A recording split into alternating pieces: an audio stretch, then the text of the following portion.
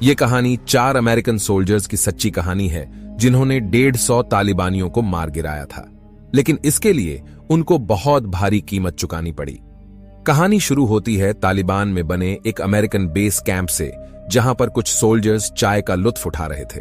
उनमें से डैनी नाम के सोल्जर की जल्द ही शादी होने वाली थी, जिस वजह से सभी उससे मजे ले रहे थे। तभी अचानक उनको एक इमरजेंसी मीटिंग में बुलाया जाता है, जिसमें बताया जाता है कि तालिबानी आतंकी अहमद शाह के गिरोह ने कुछ दिनों पहले यूएस नौसेना के 20 सैनिकों को मार गिराया था।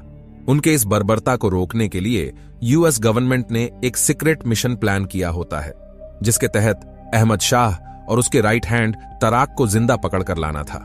पर यह मिशन आसान नहीं होने वाला था, क्योंकि अहमद शाह इंसान के रूप में एक शैतान था, जो अफगानी लोग अमेरिकन सोल्जर्स की मदद करते थे। पता चलते ही वो उनके गांव में घुस के सर कलम करवा देता था। इस मिशन को अंजाम देने के लिए सार्जेंट अपने 4 सबसे काबिल सोल्जर्स मर्फी, डैनी, एक्सलसन और मार्कस को चुनते हैं, जिन्हें रातों रात निरीक्षण करने के लिए मिशन पर भेज दिया जाता है। वहीं इनकी पूरी बटालियन इनसे कुछ दूर एक बेस कैंप पर ठहरती है, ताकि जैसे ही अहमद शाह का लोकेशन मिले ये लोग उस पर टूट पड़े। शाह के ठिकाने तक पहुंचने के लिए इन्होंने 4 वे पॉइंट बनाए थे। हर वे पॉइंट क्रॉस करते ही बेस को खबर करते जा रहे थे, लेकिन आखिरी वे पॉइंट पर सिग्नल्स काफी वीक था। ये लोग जैसे तैसे संपर्क करके बताते हैं कि वो आखिरी वे पॉइंट पर सही सलामत पहुंच गए हैं, जिसके बाद उनके साथ जो एयर सपोर्ट था वो भी बेस पर लौट जाता है। अब इनके सामने वो गांव होता है जिसके अंदर अहमद शाह के होने की खबर मिली थी। मर्फी दूरबीन लगाकर देखता है तो वहां पर अहमद शाह के साथ साथ उसकी पूरी आर्मी थी। टारगेट की पुष्टि होते ही डैनी तुरंत बेस पर खबर भेजने की कोशिश करता है, पर रेडियो में सिग्नल्स नहीं आ रहा होता। तभी वहां पर किसी के आने की आहट आती है। दरअसल वो चरवाहे थे जो बकरी चराने जा रहे थे। उनमें से एक का पैर मार्कस के पैरों पर पड़ जाता है, जिससे वो इनको देख लेते हैं और भागने की कोशिश करते हैं, लेकिन कामयाब नहीं हो पाते। उन चरवाहों के पास से एक सैटेलाइट फोन मिलता है, जिससे कंफर्म हो जाता है कि वो तालिबानी है। अब ये लोग असमंजस में पड़ जाते हैं, क्योंकि वो निहत्थों को मार नहीं सकते थे, और अगर छोड़ते तो मिशन यहीं पर फेल हो जाता। ये लोग छूटते ही शाह को खबर कर देते। वही रेडियो काम नहीं कर रहा होता, इसलिए मर्फी तुरंत सैटेलाइट फोन से बेस पर फोन लगाता है, लेकिन सिग्नल वीक था, जिस कारण सार्जेंट से बात करने से पहले ही फोन कट जाता है। उधर से वो लोग काफी ट्राई करते हैं, पर संपर्क नहीं हो पाता। इसी दरमियान जो बेस पर अपैचेज मौजूद थे वो भी किसी दूसरे मिशन के लिए निकल गए, यानी कि ये लोग चाहकर भी उनकी मदद नहीं कर सकते थे। उधर मर्फी डिसीजन लेता है कि वो इन चरवाहों को छोड़कर पहाड़ की सबसे ऊंची चोटी पर जाएंगे और वहां से बेस पर संपर्क करके घर वापस लौट जाएंगे। हालांकि एक्स उसके बातों से सहमत नहीं होता। वो कहता है कि अगर आज अहमद शाह हमारे हाथों से निकल गया तो वो कल फिर और 20 नौसैनिकों को मारेगा। पर मर्फी इस मिशन को लीड कर रहा था, इसलिए उसे उसकी बात माननी पड़ती है। जिसके बाद वो चरवाहों को रिहा कर चोटी की तरफ बढ़ने लगते हैं, जो कि इनकी सबसे बड़ी गलती थी। वो चरवाहा इनसे दुगनी रफ्तार से शाह के पास जा रहा होता है। इधर ये लोग चलते चलते गलत चोटी पर पहुंच जाते हैं, जहां पर अभी भी रेडियो सिग्नल्स नहीं आ रहा होता, ना ही सैटेलाइट फोन काम कर रहा होता है, इसलिए वो चोटी से उतर जाते हैं। मर्फी कहता है कि अगर शाम तक बेस से संपर्क नहीं हो पाया तो वो यहां से निकल जाएंगे।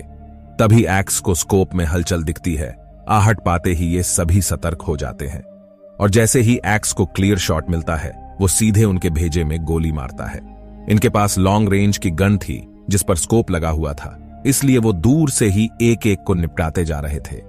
उधर से तालिबानी भी AKM से धड़ाधड़ गोलियां बरसाते हुए करीब आ पहुंचे थे। तभी एक गोली डैनी की 2 अंगुलियां उड़ा ले जाती है।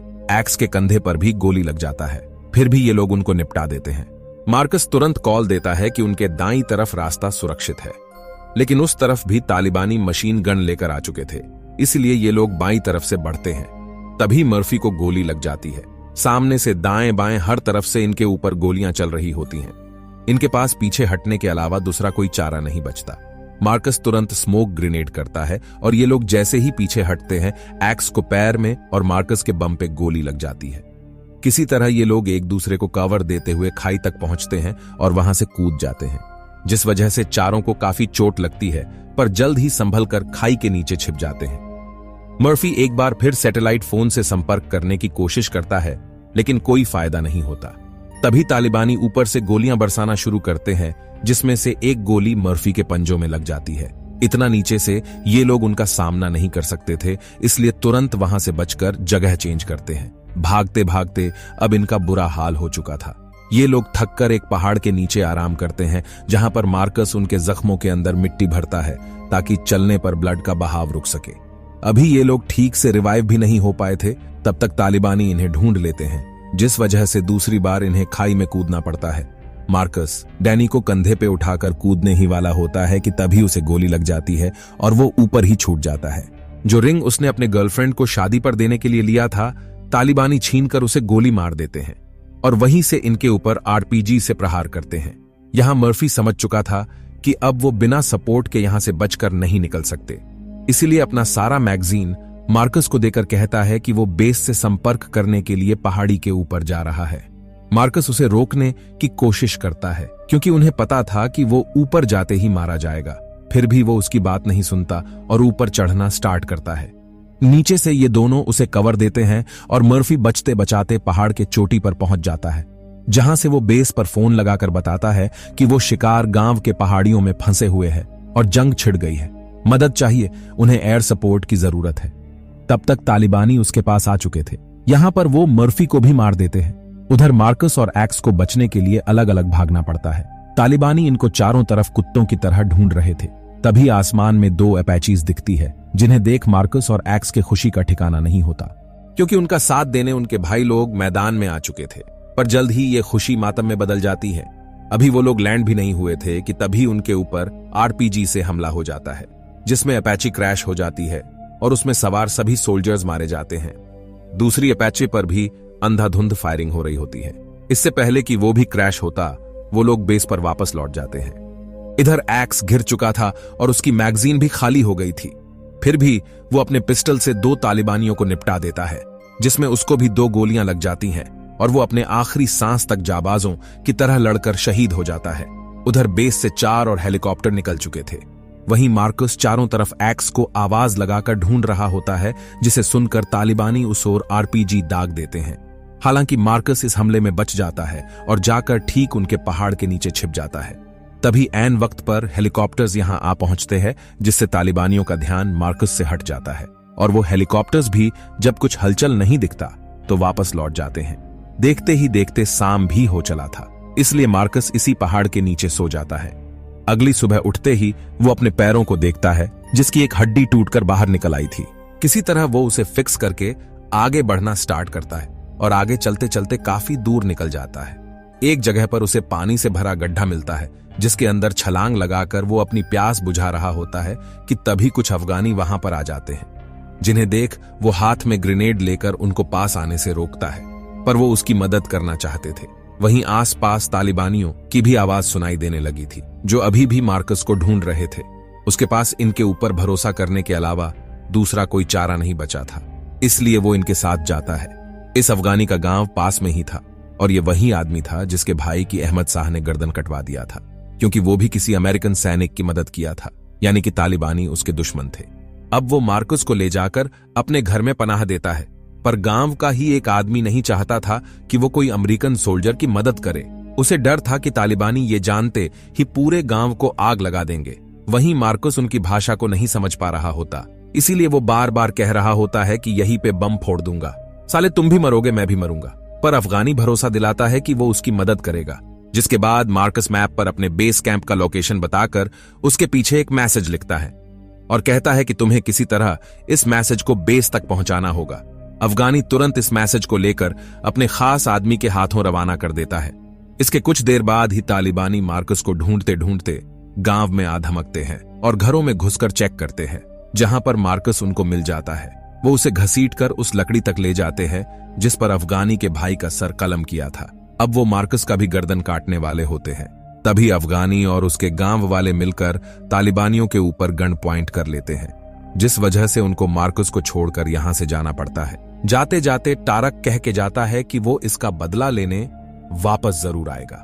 यहां से अफगानी मार्कस को एक बार फिर बचाकर वापस घर में लेकर आता है, जहां पर वो उनसे चाकू लेकर अपने पैरों में लगे ग्रेनेड के छर्रों को बाहर निकालता है, जिससे उसको इतना दर्द होता है कि वो सहन नहीं कर पाता। और बेहोश हो जाता है।